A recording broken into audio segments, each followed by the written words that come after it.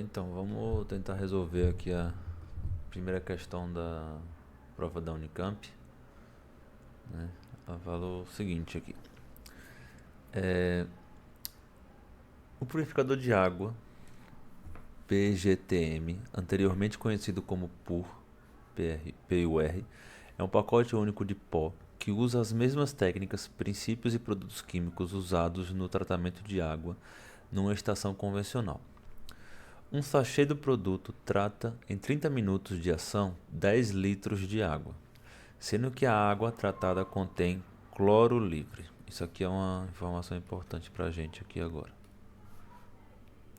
né? Contém cloro livre. De resíduos, o qual serve para proteger contra recontaminação. A tecnologia PGTM de purificação de água em ação é mostrada na figura a seguir, né? Então, aqui na figura ele mostra, pá, a água tá meio barrosa aqui, depois ele bota o produto, mexe, precipita, depois ela fica límpida, né? E daí ele vem definitivamente para o que ele está pedindo aqui. Então, ele fala o seguinte: o pacote contém CaOCl2, KMnO4, sulfato de ferro, poliacrilamina aniônica de alto peso molecular e argila betonítica. bentonítica. Levando em conta as informações dadas, pode-se concluir que o produto é capaz de tratar a água, pois contém agentes. Aí tem, né? As opções aqui, né? É, de cara, a gente pode eliminar duas aqui, né? Porque vê só, se você quer limpar a água que está aqui, você vai ter algum tipo de agente microbiano ali dentro, né? Se você quer limpar a água dos micróbios que tem ali, né? E outras impurezas. Então você vai ter agentes microbianos ali na solução? Não. O que você vai ter vai ser agentes antimicrobianos, como está aqui, né? Então não faz sentido você dizer que vai ter agentes microbianos ali, tá? Então a gente já pode eliminar essas duas aqui, ó, né? Não é nem a letra B, nem a letra D. Daí a gente fica entre a letra A e a letra C. Vamos ver o que vai ela nos diz aqui, né? Então tem uma ordenzinha aqui, né? Antimicrobiano, oxidante, floculante e adsorvente. Daí a gente tem que analisar aqui cada uma dessas substâncias, né, que ele acabou colocando aqui pra gente, né? Então a primeira seria essa daqui, né? Que é o CaOCl2, tá? Lembra que a gente grifou aqui em cima que ele tem cloro livre, né? A gente sabe que o cloro a gente usa lá no hipoclorito de sódio, por exemplo, né? Que é o NaClO, o hipoclorito de sódio, que é ali a água sanitária, né? A gente usa isso aqui em casa para limpar frutas, verduras, etc. Isso aqui é um agente antimicrobiano, tá? Por quê? Porque ele tem o cloro aqui, ó, né? Ele tem o cloro. Aqui a gente também percebe a presença do cloro, né? Então é ele que vai fazer esse tipo de agente antimicrobiano ali. Então, esse daqui, essa primeira molécula aqui, ó, ela é um agente antimicrobiano, tá? Porque ela tem cloro livre ali, né? No caso, dois cloros até, né? Então, essa primeira a gente já sabe que ela é antimicrobiano, tá? Então, primeiro é antimicrobiano, a gente tem antimicrobiano aqui. Daí vem a questão do KMnO4, né? Que é o permanganato de potássio aí. Permanganato de potássio, a gente sabe que ele também é um forte agente oxidante, tá? Ele vai ter um poder ali de oxidar, né, numa reação de oxirredução, por exemplo, né? O KMnO4 ele também é utilizado não só em reações de oxidação, mas também ali quando a pessoa tem catapora, por exemplo, né? Ele é uma pastilha roxinha que as pessoas usam para aliviar um pouco da coceira. Então, o KMNO4, né, o permanganato de potássio, ele é um claro agente oxidante ali, né? Então, ele vai oxidar ali a reação, né? Se ela for uma reação de oxirredução, né? Então, temos os dois aqui, ó. Aqui a gente já podia até marcar já de cara, ó, né? Porque a gente tem um antimicrobiano e aqui a gente tem um oxidante, ó. Aqui está falando que ele é redutor, né? Essa molécula não é uma molécula redutora, ela é uma molécula oxidante, tá? Então não pode ser essa aqui, com certeza deve ser a letra A, tá? E daí ele fala depois, né, que tem um agente floculante e um adsorvente, né?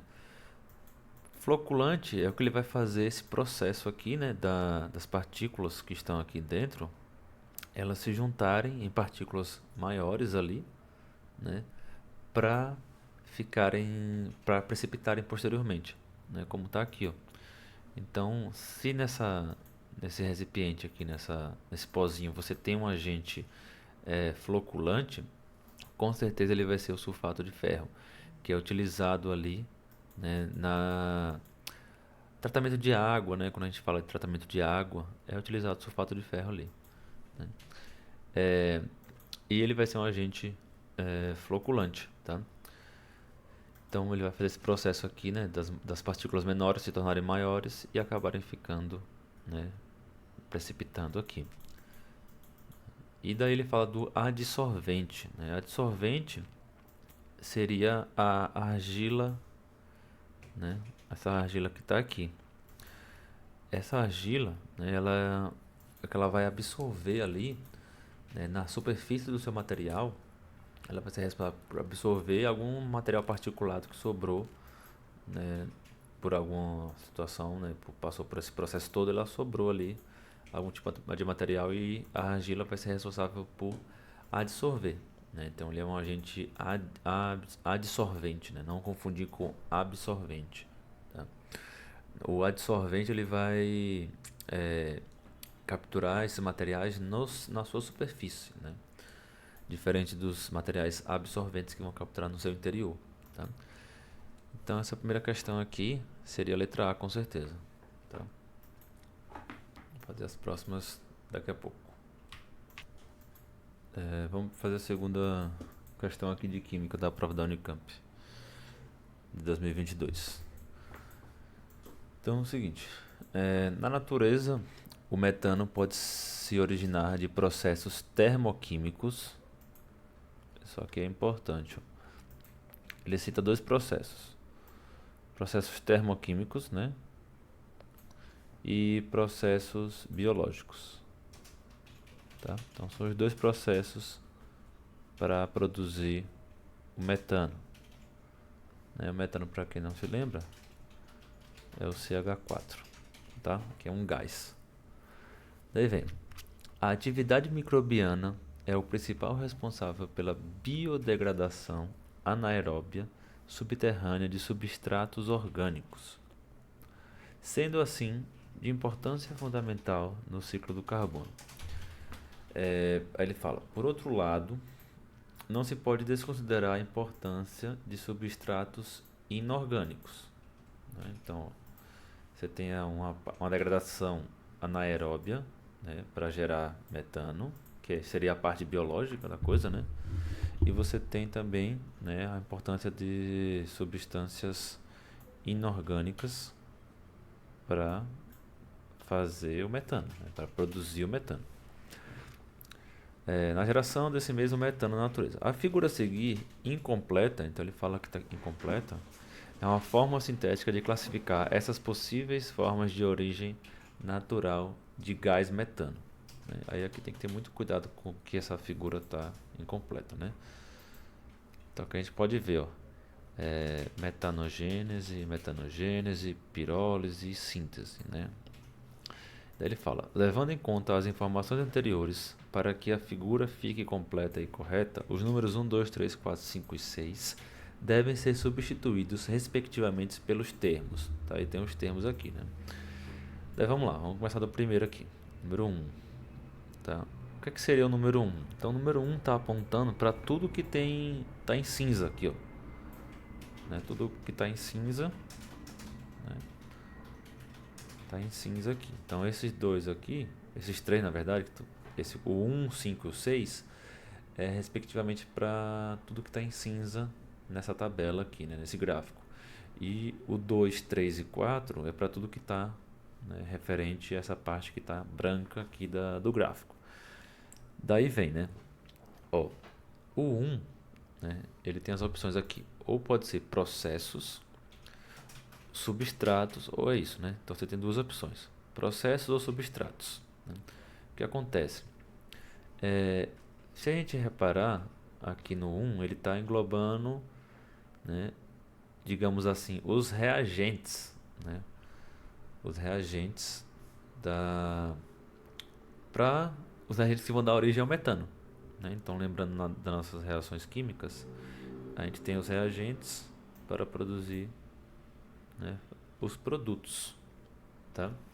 Então aqui, ó, estão os reagentes, que a partir desses processos que estão aqui, ó, da metanogênese ou da pirólise ou da síntese, vão produzir o nosso, no caso aqui, o CH4, que é o gás metano, tá? Então, ó, esse grande grupo 1 aqui só pode ser substrato. Por quê? O substrato, digamos assim, né, tem duas opções com substrato, ó, aqui e aqui. O substrato, digamos assim, é um outro nome para reagentes, tá?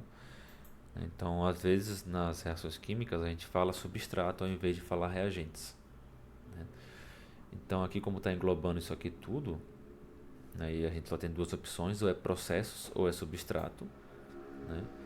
Então, obviamente não é um processo, porque o processo seria a metanogênese, ou a pirólise ou a síntese, né, que são processos aqui, no caso, processos químicos, ó, tanto a pirólise quanto a síntese.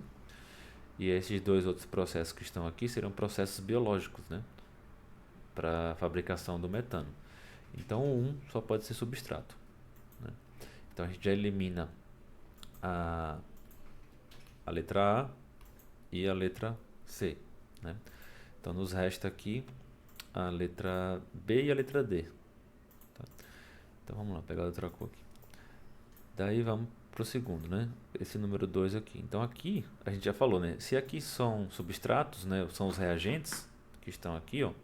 Então, aqui só pode ser os processos, né, que estão em branco aqui, ó, tá vendo?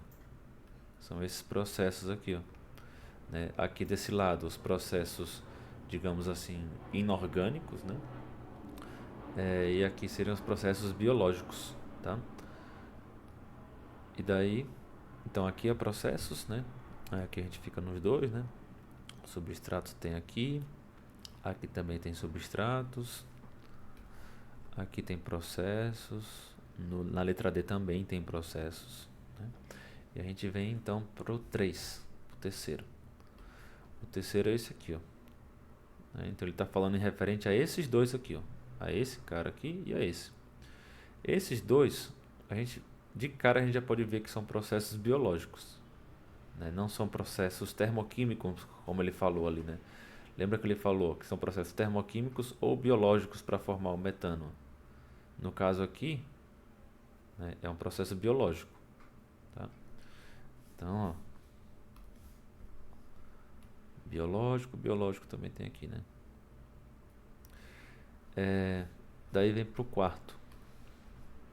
O quarto aqui a gente sabe que é um processo termoquímico, né? A pirólise, que vai ser ali usando o aquecimento, né? E aqui a síntese, que é quando você sai de produtos mais simples, né, como H2, CO2, grafite, né, sólida, H2O, para formar substâncias mais complexas, né? Isso que a gente chama de síntese. Então, no caso aqui, saindo desses substratos aqui para formar o metano, né? Aqui também, né? Aqui é hidrocarbonetos através do aquecimento, né? Esses dois processos, tanto a pirólise quanto a síntese, eles são processos termoquímicos, né? Então, aqui também está coerente, ó. Então, o quarto item só pode ser termoquímicos. E daí vem, né? A 5 e a 6 que falta para terminar. Então, vê só. Aqui a gente precisa dar uma olhadinha nos compostos que tem aqui, né? Ó, então aqui ele fala acetato, álcool, metilaminas, mercaptanas, hidrocarbonetos, né? Então todos esses aqui, se vocês repararem, são substâncias orgânicas, né? Não são substâncias inorgânicas. Então todos esses aqui, ó, que estão, né, nessa linha aqui em cinza, são substâncias orgânicas, tá? E a daqui de baixo, CO2, H2, CO, CO2, etc., H2O, são substâncias inorgânicas, né? Então, só pode ser a letra B, tá? Não pode ser a letra D, porque aqui ele inverte, né? Ele botou inorgânicos primeiro, né? No quinto, a gente sabe que o quinto não é inorgânicos, são substâncias orgânicas, e orgânicos no sexto. A gente sabe que aqui são substâncias inorgânicas. Então, a resposta correta é a letra B. É a questão 35 aqui da Unicamp 2022, a primeira fase. Vamos ler a questão aqui, ó. Usando o modelo típico da termodinâmica, os autores de um trabalho científico fazem previsões sobre a exposição de pessoas a vapores de substâncias adsorvidas em material sólido particulado, MP, ou a vapores de MP semivoláteis. Aqui eu vou grifar semivoláteis porque vai ajudar a gente aqui, né? E materiais sólidos também particulados, tá? Então percebam, um é um sólido, né? Na verdade, ambos são sólidos, mas eles são semivoláteis, né? Então, se eles absorvem energia no processo endotérmico, eles vão liberar alguns gases, tá? Então, vê só, gravem isso aí. Daí vem. O estudo se refere à exposição aos vapores, gases, no interior climatizado de 20 a 25 graus Celsius, de residências e escritórios em países industrializados, já que essas pessoas passam 90% de seu tempo nesses ambientes. O estudo considerou também as condições climáticas do ambiente interno e externo. Levando-se em conta as informações dadas, pode-se concluir que o lado A, esse aqui, e o B, da figura a seguir, correspondem respectivamente a. Daí tem as opções aqui, né? Inverno, verão, inverno, verão, verão, inverno, verão, inverno. E por quê? Vamos lá, vamos lembrar disso aqui que a gente falou, né? Então, ó, primeira coisa, né? A gente tem que saber se vai estar no inverno ou no verão. Isso a gente vai saber não olhando aqui para fora, né? Porque para fora, se vocês perceberem, né, pelas setinhas aqui, ó, as setas, né, eles estão exatamente iguais. Então isso quer dizer o quê? Isso quer dizer que o processo está ocorrendo de forma igual, tá? Mas o que importa para a gente é aqui dentro, porque é aqui dentro onde as pessoas estão. E é aqui dentro onde elas vão passar, como ele falou aqui, ó, 90% do seu dia, né? Então, claro, se a temperatura de lá de fora está quente, aqui dentro precisa estar frio. Se a temperatura de lá de fora está fria, dentro precisa estar quente. Não é isso? Então, vê só. Aqui, ó, o que é que acontece? Então, pensando nessa lógica, né, de que se lá fora tá quente, aqui dentro precisa estar frio, vamos observar isso aqui, ó. Essa primeira aqui, a letra A, o ambiente A, né? São dois ambientes, né? Os dois estão em estações do ano diferentes, né? O A, a gente tem aqui ó, os gases, né? Aí tem uma setinha menor para cá, né? Então esse processo aqui, nesse sentido, dos gases para os materiais particulados, que são esses MPs que ele citou aqui, ó, né? Ele tem um processo dos gases para as partículas e das partículas para os gases. Agora perceba, você tem as partículas aqui, ó. A setinha das partículas para os gases, né, ela é muito maior, tá?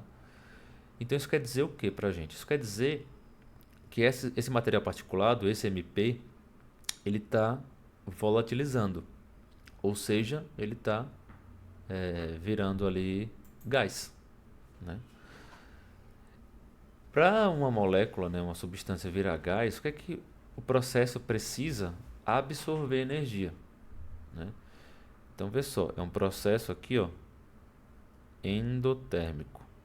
Processo que absorve energia, senão ele não estaria, né, saindo do material aqui, que é um sólido, né, para vapores, né, semivoláteis aí, né, tá? Então, o processo é o inverso aqui, né? Então, ó, esse material precisou absorver energia e aí ele volatilizou, ele virou gás, né? Então, vê só, por essa lógica, se esse material absorveu energia e ele virou gás, então aqui dentro, né, dentro desse ambiente A, só pode estar frio ou quente, né? Se ele absorveu energia, então esse material aqui, esse ambiente aqui, só pode estar no ambiente quente, para ele absorver energia, né? Então ele vai absorver energia para ele, consequentemente, se volatilizar e virar um gás, né? Então aqui dentro está quente, né? Então vê só, aqui dentro está quente. Então se aqui está quente, lá fora vai estar quente também? Não, lá fora vai estar frio, tá? Então se está frio é inverno, né? Então aqui a letra A gente pode dizer que é inverno, tá? Se a letra A é inverno, a letra B só pode ser verão, né? Mas vamos analisar ainda aqui as opções, né? Então a gente já pode excluir algumas aqui, ó. Essa aqui já não pode ser, porque aqui está verão e inverno, e aqui também, ó, já não pode ser. Então só sobra as duas aqui. Vamos ver o que é que elas estão falando pra gente aqui, né? Daí ele fala, né?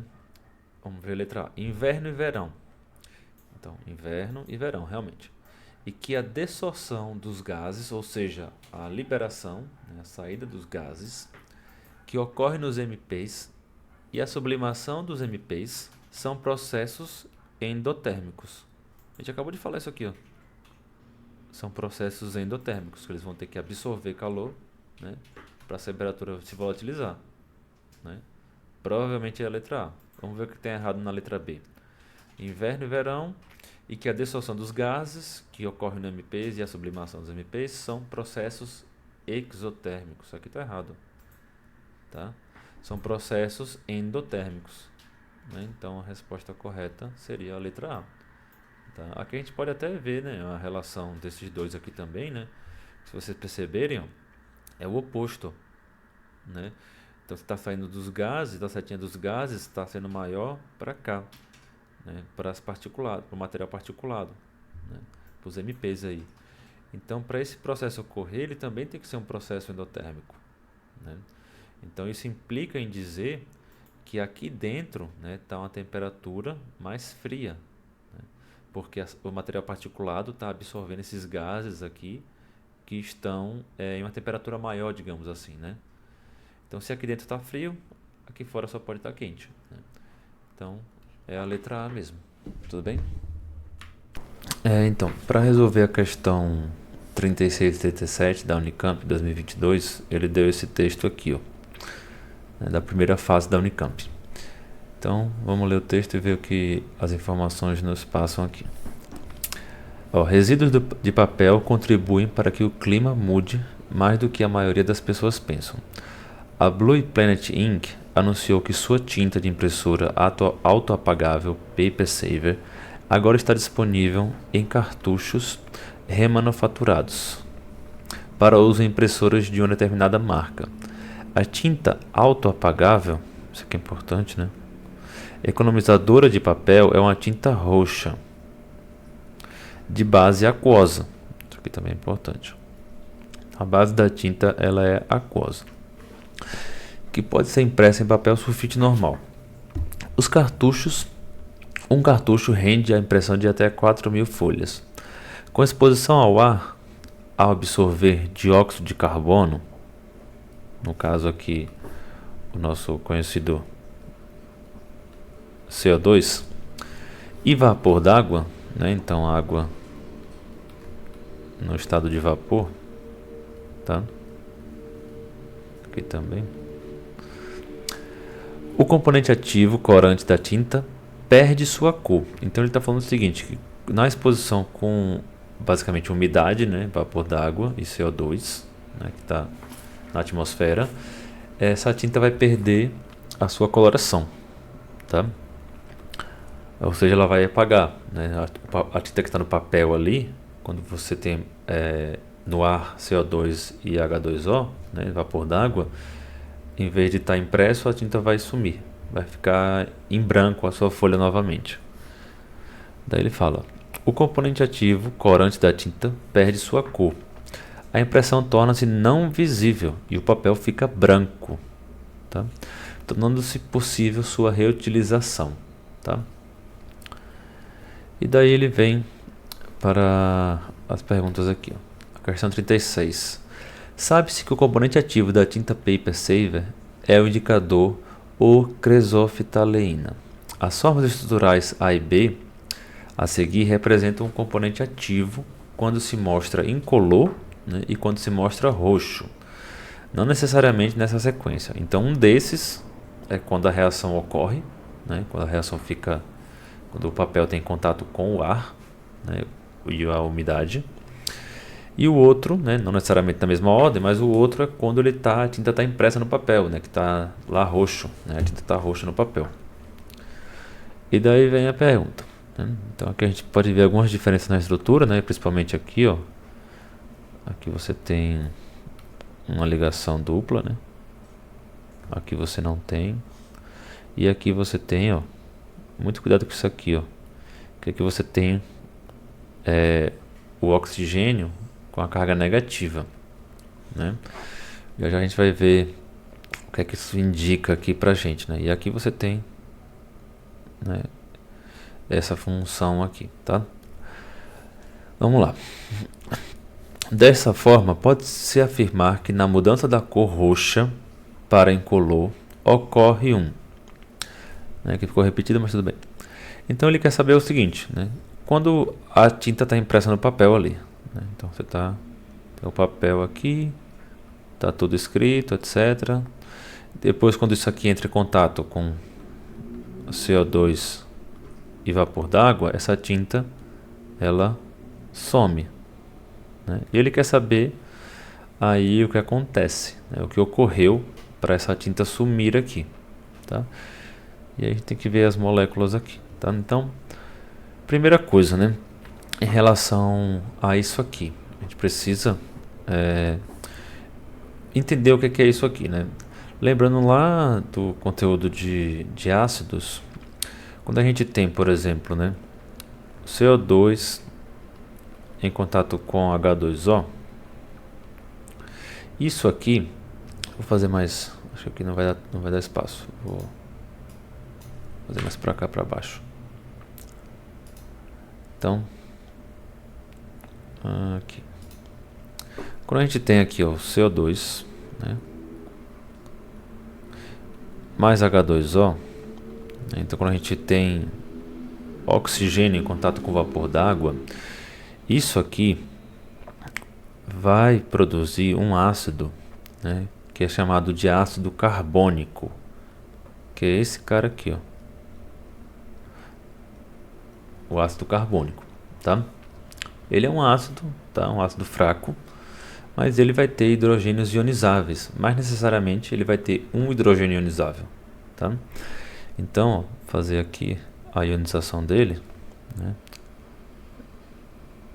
Então, um deles vai ser ionizável, que é o H+, mais o que sobrou, né? Então, HCO3 menos, tá? Então, esse hidrogênio é ionizável, né? A gente sabe que quando você tem hidrogênio livre, né, no caso aqui H+, né, em solução aquosa, o pH da água ele tende a diminuir, ou seja, produzindo ali um caráter, um meio ácido, né? Então isso aqui fica na cara que isso aqui vai ser um meio ácido,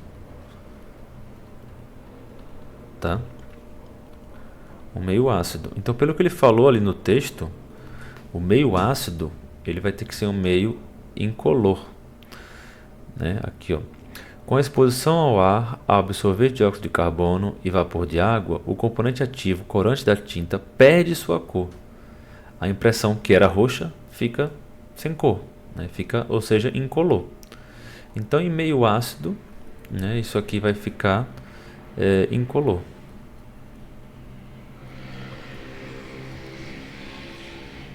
Tá? E aí que vem essa reação aqui agora, né? Por quê? O que é que vai acontecer? Então, você entendeu aqui? Se não entendeu, pare, dê uma olhada de novo. Mas agora que vem essa parte aqui, ó. Eu vou chamar isso daqui de A mesmo, né? Essa parte aqui de A. E esse aqui eu vou chamar de HB, porque tem o B aqui, né? Esse aqui eu posso chamar até de HA, né? Para facilitar as coisas aí, tá? Então HA, HB, né? O que vai acontecer? Quando eu tenho isso aqui, ó, então eu vou ter um equilíbrio aqui, né? Então uma espécie de equilíbrio químico aqui, onde um vai ter que se transformar no outro, né? Então o que acontece? Para a gente ter, perceba que aqui, né, essa parte aqui é muito importante porque você tem o oxigênio negativo aqui. Então, possivelmente, né, você tinha ligado nesse oxigênio antes, né, um H+. Tá? Porque o oxigênio está negativo aqui, né? A gente sabe que o oxigênio faz duas ligações, aqui ele só está fazendo uma. Então você tinha um H+ aqui, provavelmente, né? Pode ser um H+, por exemplo, né? Fazendo essa ligação aqui. Então isso quer dizer o quê? Isso quer dizer que nessa molécula o H+ já foi ionizável. Então nessa primeira aqui, a molécula não vai estar, né? Vai ter a molécula toda do A com o H ionizado, né? E essa A aqui é o restante da molécula, né? Aqui o H, só o hidrogênio aqui, tá? Então, por conta desse oxigênio aqui, a gente vê, né, que esse H aqui ele vai estar sendo formado, né, por conta desse negativo que está aqui. Então, para desequilibrar as cargas, né, então você vai ter um H+, possivelmente um H+ aqui. Do outro lado, a gente não tem, né? Tá vendo aqui que a gente não tem? Então aqui não vai liberar H+. Essa molécula não libera H+. Então isso quer dizer o quê? Ó? Então se ela não libera H+, ela fica aqui inteirinha, né? Vai ficar o HB, né? Podia até chamar de B só, né? Já que ela não tem hidrogênio aqui, pode chamar apenas ela de B, né? Essa molécula todinha aqui. E aí o que é que acontece, né? Vê só, pelo princípio de Le Chatelier, se não lembra o princípio de Le Chatelier, é bom dar uma revisada. O que é que vai acontecer aqui? Se a gente tem esse H+ aqui, né, porque ele estava em contato com o meio, né, na folha, né, o CO2 que vai ser responsável pela formação desse ácido aí. Então se a gente tem o H+, esse princípio, né, nos indica, né, se você tem mais H+, então onde é que tinha H+ na reação? Aqui, tá? Então se você tem esse H+ que gera daqui, você tem mais H+ aqui que reagiu com o meio, né? Então você é como se você tivesse adicionado, né, mais H+ aqui, né? Digamos que você adicionou mais um H+, né? O que é que vai acontecer? Esse princípio, pelo princípio de Le Chatelier, essa reação vai ser deslocada, né, para o lado oposto que está sendo adicionado o H+, tá? Então, o meio, aqui provavelmente já tinha um H+, você tem mais o meio ácido aqui por conta do CO2. Então isso indica o quê? Isso indica que você teve, pelo princípio de Le Chatelier, né, o equilíbrio se deslocou, né, para esse lado aqui, ó. Ou seja, para o lado da formação dessa molécula aqui, tá? Então, ó, no final das contas, quando ele fica branco, né, quer dizer que ele formou essa molécula, né? Então essa daqui era a molécula que apresentava coloração roxa e essa aqui incolor. É isso que ele está nos dizendo aí. tá? Então, aqui a chave para essa questão é lembrar disso aqui, né? E lembrar do princípio de Le Chatelier. Então, vou escrever aqui, é bom você dar uma pesquisada para lembrar o que é isso aí. Le Chatelier. Tá? Então, como adicionamos H+ aqui na reação, o princípio se desloca para o outro lado, para a formação do outro produto, né? Então, vamos analisar as respostas aqui. Ó, né? E a outra coisa importante, né? Em meio ácido, o pH, né, na escala do pH, para quem não lembra da escala do pH, né, você tem a escala do pH aqui, então 7 mais ou menos aqui, tá? Então aqui mais ou menos 7, né? E aqui vai diminuindo o pH, né? Então 6, 5, etc, né? Em meios ácidos, né? Aqui, quando você tem meios ácidos, o pH, então ele diminui o seu valor numérico, tá? Então aqui é um pH mais ácido, tá? E quando você aumenta, né, 8, 9, etc, é um pH básico, né, de uma base mais ou menos, né? Então, se a gente teve acréscimo de H+, isso quer dizer que o pH diminuiu, né? Ou seja, abaixou o pH. Então a gente já pode eliminar algumas alternativas aí, ó.